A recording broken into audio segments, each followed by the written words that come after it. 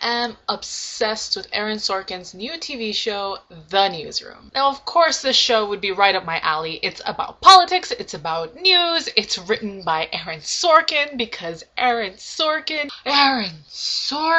Now, I've seen The West Wing and I've obsessed over the Social Network script. In fact, I have a copy somewhere in one of the boxes in my room right now.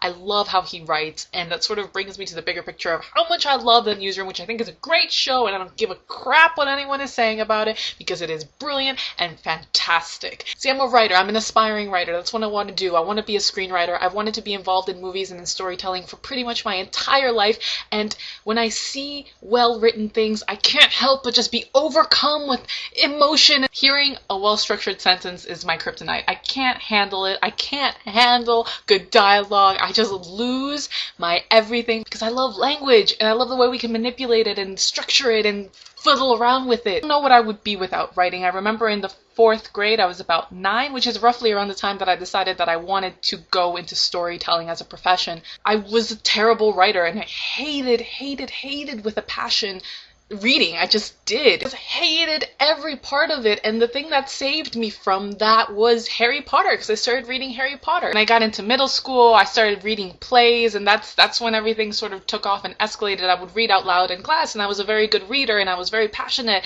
and energetic. I would really put my all into reading out loud, and I would just like perform it while everyone else was like, my dog spot. I was like, to be or not to be, being so over dramatic and overboard, and I fell in love with words and writing, and I fell in love with film. I fell in love with Woody Allen and Mel Brooks, and I loved that they could just make these eccentric characters, these characters that I didn't really know, because when you're in middle school, no one's really particularly eccentric. I knew that that's what I needed to do. I was obsessed with telling and not forgetting. The reason that I started blogging in the first place, and the reason that I started photography, and the reason that I do anything on the internet is because I have a deep-seated fear of forgetting. I'm so scared of forgetting my life and forgetting the people in it that I needed a way to chronicle it, and I needed a way that was tangible, and that if I forgot, someone could show it to me and be like, you wrote this, you took this photo, you made this video, do you remember? Because of this fear, I've worked constantly at trying to be better at communicating, because that's part of it too. It's not just forgetting, it's the fear of being unable to communicate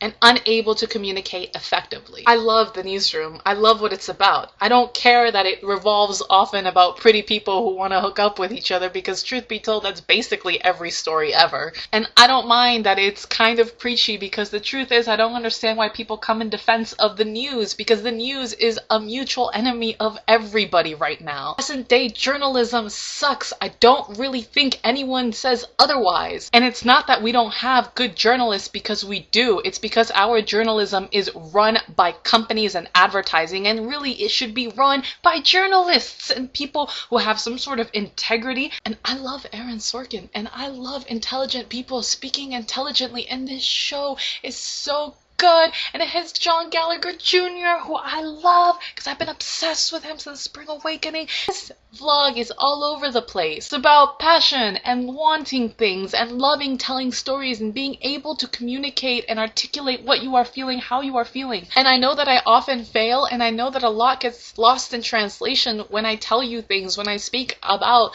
sexism, when I speak about things that happen to me, when I speak about the stuff that makes me tick. But at the end of the day, I hope that if I stand for anything, it's standing for being able to say what you really believe and to defend other people from being hurt. I was talking to a writer friend of mine the other day, and he was telling me, you know, everyone writes because their parents don't understand them, which I think is a brilliant sentence, but it's also so true. And it's not just about your parents, it's about everyone. And I think we all who write feel that way. All of us who wants to go into the arts, who paint or draw or sing, it's all because we have this bubbling of emotions. I talk too fast, I jumble my words, and that's who I am. And I hope, I dream that someday I can be clear and concise, and that my words will have the power that I want them to have, that I hear them in here, but when I say them, I'm just like